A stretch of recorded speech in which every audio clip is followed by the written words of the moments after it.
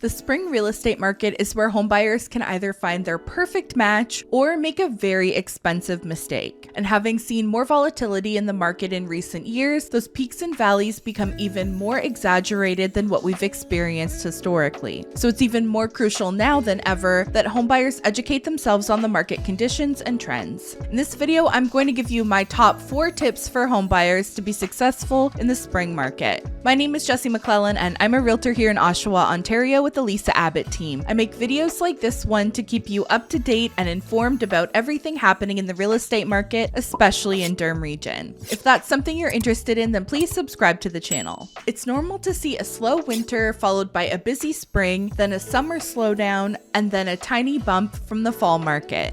And while there are seasonal market trends and things we can predict relatively easily, like the bump in activity in the spring with warmer weather, there are also other factors like the interest rates or unemployment rate that can change quickly and have big impacts on our real estate market that we can't always predict. So just try to be aware of what's happening around you. But the fact that you're watching videos like these means you're already putting in more effort than most homebuyers. And if you watch this video and are wondering if this is the right time for you, or if you think I would be a good fit to help you with your real estate goals, you can use the link in the description and book a buyer consultation or just a phone call with me to get your questions answered. It will bring you to my calendar and you can pick any time that works best for you.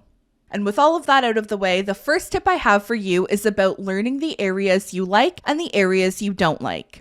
In my opinion, a lot of homebuyers actually go through this process backwards. They start their home search with this ideal home or property in mind. They may be picturing this charming, modest, detached home in Oshawa or Whitby with 3 bedrooms, a small garage, and a cute backyard. Nothing overly fancy or posh, just the perfect humble home for their family. But by the end of their home search, they might have spent months looking at dozens of different houses, submitting several offers that didn't go anywhere, all to end up in a 2-bedroom fixer-upper in the east end of Clarington at almost their max budget. And this is not what we want to see happen. The typical buyer starts their search with a picture in their head, and as the home search process plays out, they slowly start expanding their search and opening themselves up to more options as it becomes more apparent that their picture-perfect home might not be in their budget. And this is a totally natural process to go through, especially when you're buying in the spring market where prices are usually going up and homes are usually selling much faster. But if you flip that approach, you're going to make your home search so much less stressful and likely more successful as well. The reason I suggest people cast a wider net at the beginning of their home search and narrow down from there, rather than starting narrow and forcing yourself to open up to more options, is because I want you to make 10 out of 10 offers on 10 out of 10 houses before you're forced to make 10 out of 10 offers on a 7 out of 10 house. If you'll only expand your search when you're forced to, you'll likely always be disappointed with your options, and it can feel like you're being reactive rather than proactive. Usually a buyer is forced to consider other areas and options because prices have increased and the houses that are now available in their budget do not work for their situation. But if prices have gone up in your most preferred area or neighborhood, then they've likely gone up in your secondary areas as well. The reality of the spring market is that activity will pick up and so will buyer competition. Now, to what level we see that go, it's anyone's guess. Is this going to be a 2022 spring market or a 2013 spring market?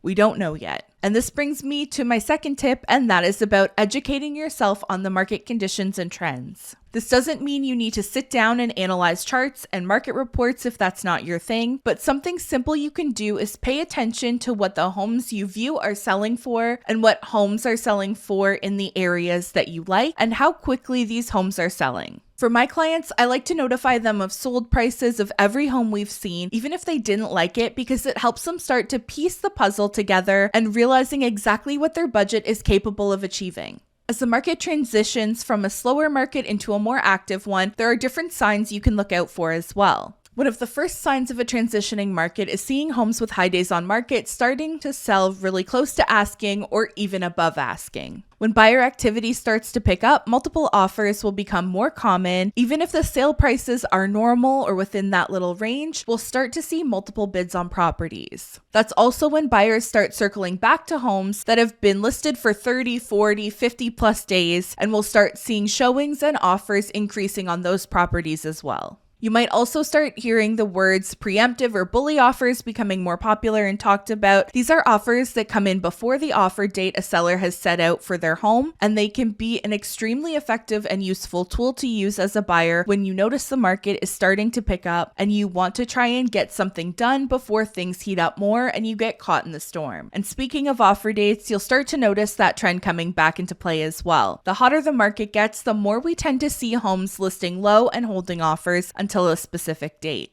Sometimes listing agents will also start offering up a pre-list home inspection. This is an inspection that the seller had done just before they listed and used as a tool to help put a buyer's mind at ease about the property and encourage them to submit as close to a firm offer as possible. These are all things you can keep an eye out for that can be a sign that activity is likely picking up, which will put you at an advantage over other buyers who do not know what's going on yet, and you can adjust quicker. Another tip that will help you out is being able to see homes in a timely manner. I know this can be difficult because you work full time and there are other things you need to do besides always looking at homes. Maybe you have kids or you have to drive from the other end of Toronto every time you want to see houses in Oshawa. I get it, I know it's difficult, and you're not the only one whose home buying experience looks like that. But when the market really picks up, the home buyers who can only be weekend shoppers can fall behind and have a tougher time keeping up with the market and getting out to see homes before they sell during the week. If you feel like you're having difficulty because of availability or having to travel a large distance, then talk with your agent and work something out. This is something we deal with all the time. We know people lead busy lives and that their entire world doesn't revolve around real estate. But if I'm working with a buyer and they say, Jessie, this house looks awesome, but I can't get out to see it for a few more days, then I'm always happy to try and accommodate in some way. Maybe I can show one spouse one day, and then if they like it, I can show the other partner the following day, or I can do a video call and walk through it myself, and then we can discuss and decide if it's worth you making time to come out and view it or not.